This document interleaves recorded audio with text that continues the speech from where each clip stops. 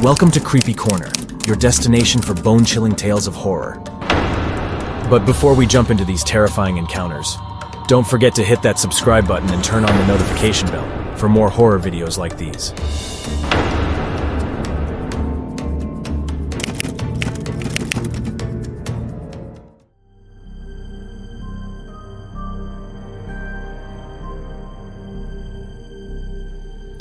अगर हम तमाम मामलात पर दोबारा नज़र डालें तो ऐसा लगता है कि इरफान भाई ने रबाब से अपने ताल्लुक़ात ख़त्म कर लिए थे और रबाब इनका आज भी इंतज़ार कर रही है। इसको तो मालूम ही नहीं होगा कि इरफान भाई का इंतकाल हो चुका है, समिया ने कहा। लेकिन रबाब की माँ से तो ख़ुद रबाब का बरसों से कोई राब्ता नहीं था, तो इसकी रूह मरने के बाद मुझको क्यों सता रही है? समिया ने आहिस्ता से कहा। अभी भी कोई राज है जिस पर पर्दा पड़ा हुआ है, जो उठना बाकी है। हाँ, सबा ने जवाब दिया। इसके आगे पड़ा चाय का कप ठंडा हो चुका था। सबा इस आवाज़ को लाखों में पहचान सकती थी। इरफान, कहाँ हो तुम? क्यों भटक रहे हो? सबा सो रही थी, ख्वाब देख रही थी, मगर इस गहरी नींद में इसको अच्छी तरह मालूम था, याद था कि इरफान मर चुका है और ये महज ख्वाब नहीं है। इसकी रूह ने सबा से राब्ता किया है, वो इससे कुछ कहना चाहता है, मगर क्या? इरफान, खुदा के लिए आज बताओ, तुम किस मुश्किल में हो? तुमको क्यों अजाब दिया जा रहा है? इरफान ने अपनी वीरान आंखें सबा में गाड़ दी। कितना कर्ब था इसके चेहरे पर। सबा, मुझे माफ़ कर दो, इसके खुश्क होठों से बमुश्किल निकला। वो एक झटके से उठकर बैठ गई। इसका दिल तेज़ी से धड़क रहा था। मैंने तुम्हें माफ़ कर दिया इरफान, मैंने माफ़ कर दिया, वो मुसलसल बड़बड़ाती रही। सबा ने मेज़ पर पेन और लेटर पैड रख दिया। सारे घर की लाइटें पहले से ऑफ थीं, सिर्फ सबा का कमरा रोशन था। समिया को जब इसने रात वाला ख्वाब सुनाया तो दोनों फिर उलझ गई थी। समझ नहीं आ रहा है सबा, इरफान भाई इतनी मुश्किल में क्यों है? दूसरी शादी इतना बड़ा गुनाह तो नहीं है? समिया, जब मैं इस तरह का ख्वाब देखती हूँ तो समझो आधी मर जाती हूँ।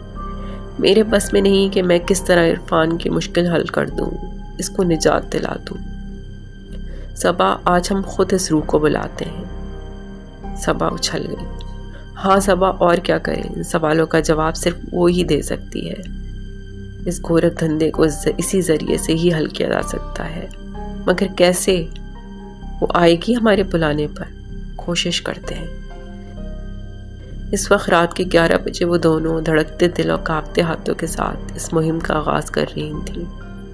इसने हमेशा लिखकर बात की है, हम पेन और पेपर सामने रख देते हैं। उन्होंने प्रोग्राम सेट किया। सबा ने बेडरूम की लाइट्स ऑफ करके लैंप ऑन कर दिया। जर्द रोशनी में कमरा एकदम खौफनाक लगने लगा। दोनों ने एक दूसरे को देखा। चलो शुरू करते हैं। आंटी, सबा ने बड़ी मुश्किल से आवाज़ निकाली। देखिए, हम समझ गए हैं आप कौन हैं। आप रबाब की अम्मी हैं, मगर आंटी आप अब क्या चाहती हैं? मैंने तो किसी का कुछ नहीं बिगाड़ा। मुझको तो इरफान और रबाब की शादी का इल्म तक नहीं था, और फिर अब तो इरफान भी मर चुका है, सख्त तकलीफ़ में है। सबा की आवाज़ भर्रा गई। प्लीज़ आंटी, बताएं आप क्या चाहती हैं? आपके गुस्से की क्या वजह है? दोनों की नज़रें पेपर पर जमी हुई थीं, मगर हर तरफ खामोशी का राज था। सबा ने कई बार पुकारा, मगर अचानक कॉल बेल ज़ोर से बजने लगी, मुसलसल। दोनों बुरी तरह उछल गई। कौन है? सबा ने बमुश्किल पूछा। समिया इसके पीछे खड़ी थी। आंटी, मम्मा को बुला दें दरवाजे पर।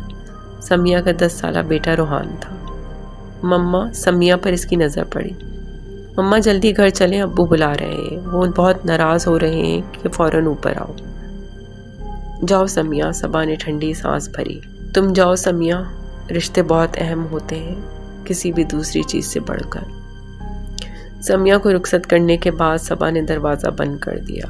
खुले सहन में खामोशी का राज था।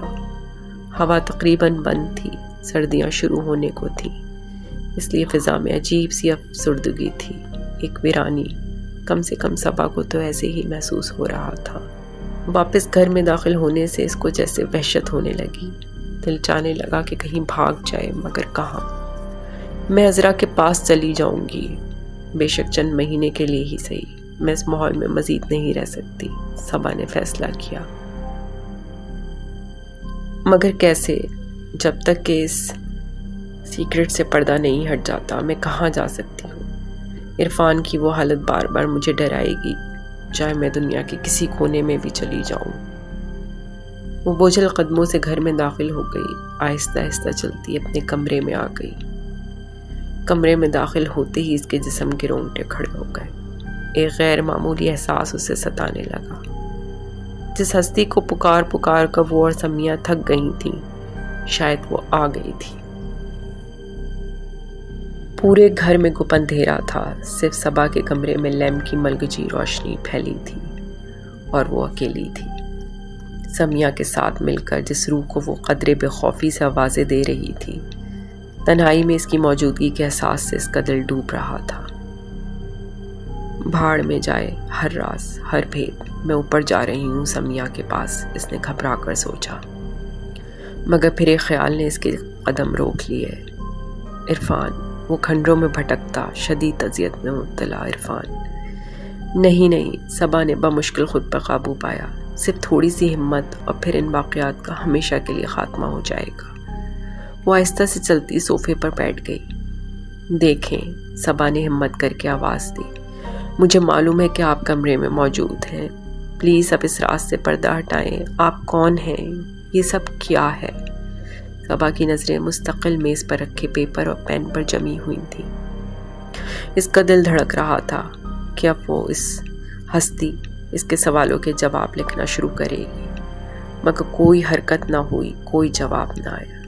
تھک کر صبا نے صوفے کی پشت سے سر ٹکا کر آنکھیں بند کر لی۔ اچانک کمرے میں ایک گراہ گونجی، سسکیوں کی۔ کون ہے؟ صبا گھبرا کر سیدھی ہو گئی۔ اس نے چاروں طرف نظریں دوڑائیں۔ چند لمحوں بعد اس کے سامنے دیوار پر آہستہ آہستہ ایک سایہ نمودار ہونے لگا۔ لیمپ کی زرد مدھم روشنی میں کوئی آہستہ آہستہ کھڑا ہو رہا تھا۔ ایک عورت کا سایہ، عام قد و قامت سے کہیں بڑا سایہ، مکمل کھڑا ہو گیا۔ اس کا سر چھت کو چھو رہا تھا۔ صبا دل پر ہاتھ رکھ کے پھٹی ہوئی آنکھوں سے یہ ہولناک منظر دیکھ رہی تھی۔ سائے نے پھر سسکی لی، کیوں ستا رہی ہو مجھے؟ اجازت نہیں ہے بار بار آنے کی۔ خوف سے وہ بے ہوش ہوتی صبا کے اندر کی عورت بیدار ہو گئی۔ وہ اچانک ڈر سے بیگانہ ہو گئی۔ میں ستا رہی ہوں تمہیں؟ اس کہانی کا انجام کرنا ہے مجھے، جس کا آغاز تم نے کیا تھا 7 اگست کو۔ اتنے دنوں کا شدید خوف، الجھن، ڈپریشن اچانک شدید غصے میں تبدیل ہو گیا۔ کیا تعلق تھا تمہارا عرفان سے؟ بولو، کیوں ڈراتی ہو مجھ کو راتوں میں؟ جواب دو، کون ہو تم؟ میں نے بتایا تھا میں ایک ساز ہوں۔ سائی کی آواز کسی سسکی سے مشابہ تھی۔ ساز؟ تم رباب ہو؟ ہاں۔ عرفان سے تمہارا کیا تعلق ہے؟ وہ شیطان میرا شوہر تھا۔ شیطان؟ کیوں؟ اس نے تمہارا کیا بگاڑا تھا؟ تم نے تو اس سے اپنی مرضی سے شادی کی تھی۔ مجھے علم ہے، صبا نے بگڑ کر پوچھا۔ ہاں، وہ میری غلطی تھی، بےحانہ غلطی۔ عرفان، میں اس بات کو مزید نہیں چھپا سکتی۔ میری امی، میرے پڑوسی مجھ کو غلط نظروں سے دیکھ رہے ہیں۔ رباب اور عرفان ہوٹل کے کمرے میں آمنے سامنے بیٹھے تھے۔ میں نے تم کو شادی سے پہلے ہی بتا دیا تھا کہ مجھے جلدی بچہ نہیں چاہیے۔ جلدی؟ رباب نے بھڑک کر کہا۔ 2 سال ہونے کو آئے ہیں اس خفیہ نکاح کو، اور مجھ کو خود نہیں پتہ ایسا کیسے ہو گیا، مگر اب میں اس بچے کو جنم ضرور دوں گی، چاہے تم کچھ بھی کہو۔ رباب، تم جتنی خوبصورت اس سے زیادہ ضدی ہو۔ عرفان نے اچانک لہجہ بدل لیا۔ پلیز تھوڑا ٹائم اور، پھر میں اپنے گھر والوں کو اعتماد میں لے لوں گا۔ کتنا ٹائم اور چاہیے تم کو؟ رباب چڑھ گئی۔ اور کون سے گھر والے؟ تمہارا تو دنیا میں کوئی نہیں ہے، صرف ایک بیوی ہے، تو اگر اس سے اتنا ڈرتے ہو تو مجھ سے شادی کیوں کی تھی؟ میں کوئی نہیں ڈرتا اس سے۔ عرفان نے پھر لہجہ بدل لیا۔ تم کو تو پتہ ہے آج کل میرا بزنس ڈاؤن ہے بری طرح۔ میرا گھر میری بیوی کا ہے، اس کے پیسوں سے میں تمہارے اخراجات بھی نہیں اٹھاتا۔ اگر اس نے غصے میں آ کر مجھے چھوڑ دیا تو میں در بدر ہو جاؤں گا۔ تمہارا بزنس تو ہمیشہ ہی ڈاؤن رہتا ہے، لیکن اب میری چند باتیں دھیان سے سن لو۔ تمہیں اب میرے شوہر کی حیثیت سے دنیا کے سامنے آنا پڑے گا۔ نہ جانے نکاح نامہ بھی تم نے کہاں چھپا رکھا ہے، لیکن اگر تم نے خاموشی سے مجھ کو چھوڑنے کی کوشش کی تو میں تمہاری بیوی کے پاس چلی جاؤں گی اور اس کو تمہاری ساری اصلیت بتا دوں گی، اور میں ہر قیمت پر اپنے بچے کو جنم دوں گی، چاہے تم کچھ بھی کہو۔ عرفان بستر پر لیٹا چھت کو گھور رہا تھا۔ گھٹیا عورت، اس نے دانت پیسے، دکھا دی اپنی اوقات، شوہر کی حیثیت۔ تیری جیسی عورتیں اس قابل ہوتی ہیں جن کو بیوی کی حیثیت سے دنیا کے سامنے لایا جا سکے۔ عرفان غصے میں پاگل ہو رہا تھا۔ میں تو تجھ سے بیزار ہو چکا ہوں، جان چھڑانا چاہ رہا تھا کہ تو اب بچے کا ڈھول میرے گلے ڈال رہی ہے۔ بیوی موجود ہے میری، شریف اور صاحب جائیداد۔ اس نے برابر میں بے خبر سوتی صبا پر نظر ڈالی۔ اگر رباب کی وجہ سے صبا نے مجھے چھوڑ دیا، وہ گھبرا کر اٹھ کر بیٹھ گیا۔ برسوں سے کما کر نہ کھانے والی عادت اتنی پختہ ہو چکی تھی کہ محنت کے تصور سے بھی اس کی جان جا رہی تھی۔ نہیں، میں ایسا نہیں ہونے دوں گا، کسی قیمت پر نہیں۔ عرفان کا ذہن تیزی سے کام کر رہا تھا۔ لکڑی کے بنے اس خوبصورت کاٹیج میں عرفان اور رباب آمنے سامنے بیٹھے تھے۔ رباب اپنے برابر سوئی چند دن کے بچے کو تھپک رہی تھی۔ اب کیا کرنا ہے؟ رباب نے سوال دہرایا۔ تمہارے کہنے کے مطابق ایک دور دراز غیر آباد جگہ پر ڈیلیوری بھی ہو گئی بغیر کسی کو اطلاع دیے، مگر اب یہاں کب تک رہیں گے؟ میرے تو تمام پیسے بھی ختم ہو گئے، سارا زیور بیچ دیا تھا۔ رباب کے لہجے میں تلخی تھی۔ ہاں تو کوئی میری ڈیلیوری کے لیے تو تم نے زیور نہیں بیچا، تم ہی میری جان کھا رہی تھیں کہ بچہ۔ عرفان کا لہجہ اس سے دگنا کڑوا تھا۔ لیکن اب کیا کرنا ہے؟ میری امی کتنی پریشان ہوں گی، میں نے ان کو بھی کچھ نہیں بتایا تمہاری ضد کی وجہ سے۔ رباب غمگین ہو گئی۔ اب تو تم اپنا وعدہ پورا کرو عرفان، میرے شوہر کی، اس بچے کے باپ کی حیثیت سے میرے گھر چلو، دنیا کا سامنا کرو۔ کتنی منحوس عورت ہے یہ، عرفان سوچ رہا تھا۔ پتہ نہیں کیا ہو گیا تھا مجھے، اس کی ضد مان کر اس سے نکاح کر بیٹھا، اور اب یہ بچہ میرے گلے ڈال رہی ہے۔ صبا کو اگر منا بھی لیا تو ان دونوں کا بوجھ تو مجھے ہی اٹھانا پڑے گا۔ وہ لرز گیا۔ عرفان، تم کو اس بچے سے محبت محسوس نہیں ہوئی؟ رباب نے پھول جیسے بچے کو پیار سے دیکھتے ہوئے سوال کیا۔ عرفان کو پتہ تک نہ چلا رباب نے کیا پوچھا تھا۔ وہ تو کچھ اور ہی سوچ رہا تھا، پلان کر رہا تھا۔ اس نے کھڑے ہو کر کھڑکی سے نیچے جھانکا۔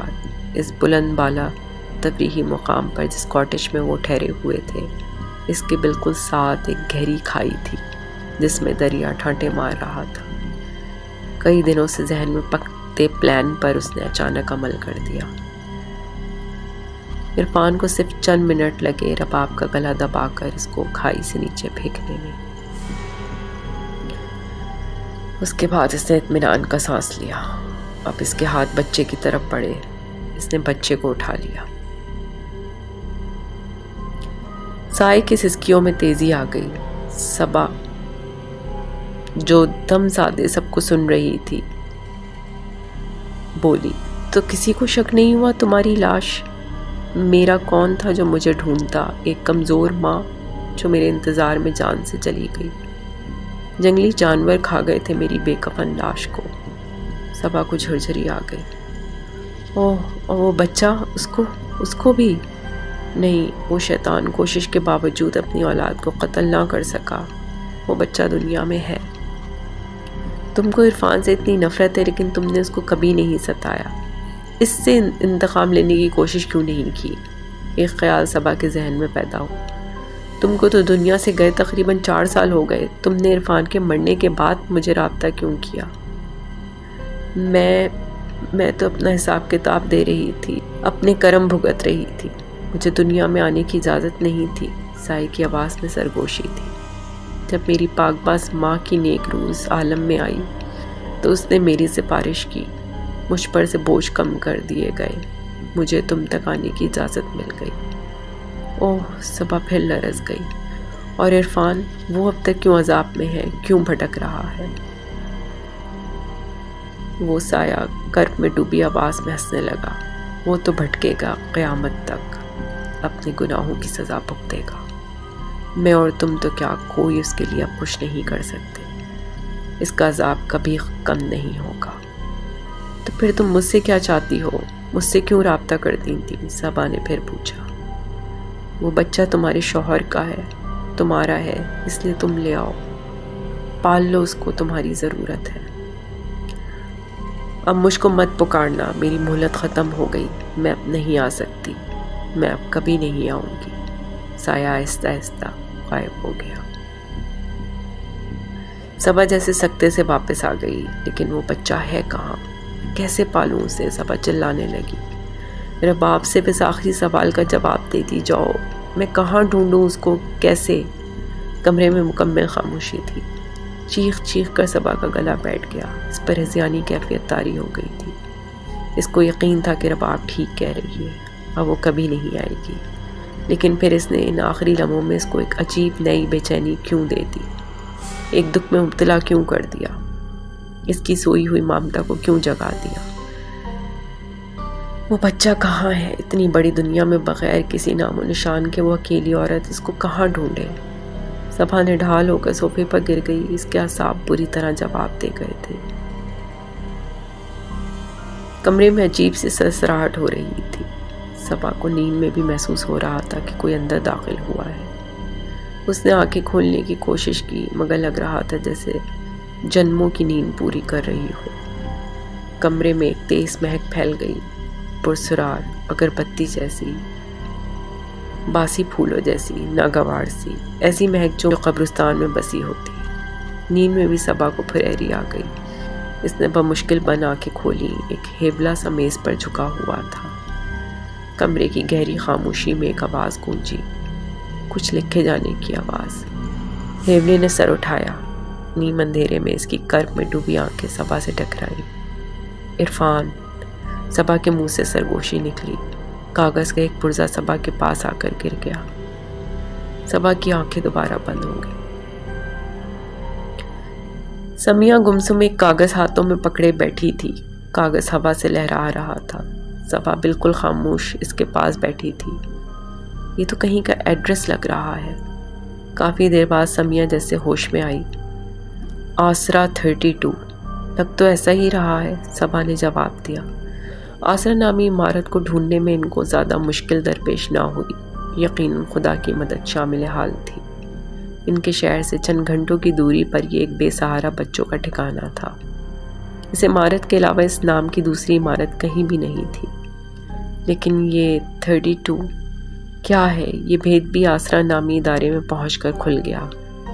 जिस तरतीब से बच्चे इदारे में दाखिल होते गए थे, इस हिसाब से इनका एक शनाख्ती नंबर भी था। अब इदारे में बच्चों की तादाद 100 से ऊपर थी।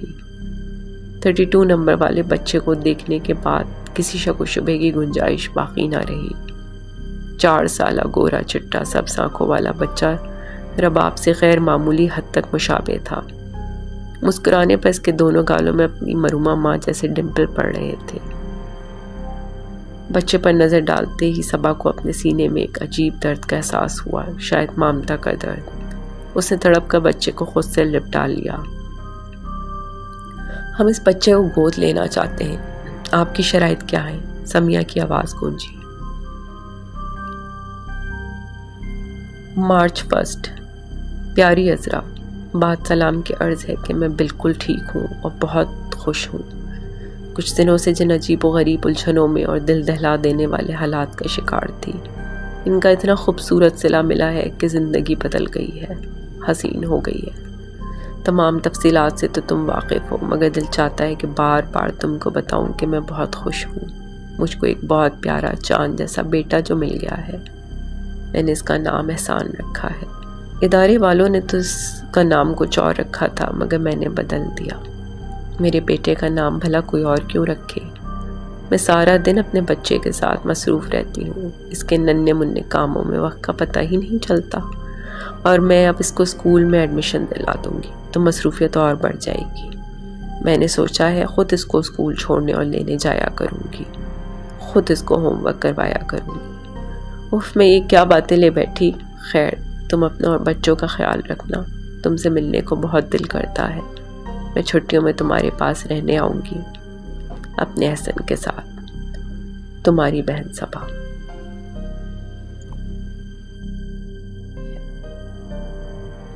اگر آپ کو یہ اسٹوری پسند آئی ہے تو پلیز لائک سبسکرائب اور شیئر ضرور کریں اور مجھے کمنٹس میں بتائیں کہ آپ کو اس اسٹوری میں کیا اچھا لگا اور کیا نہیں.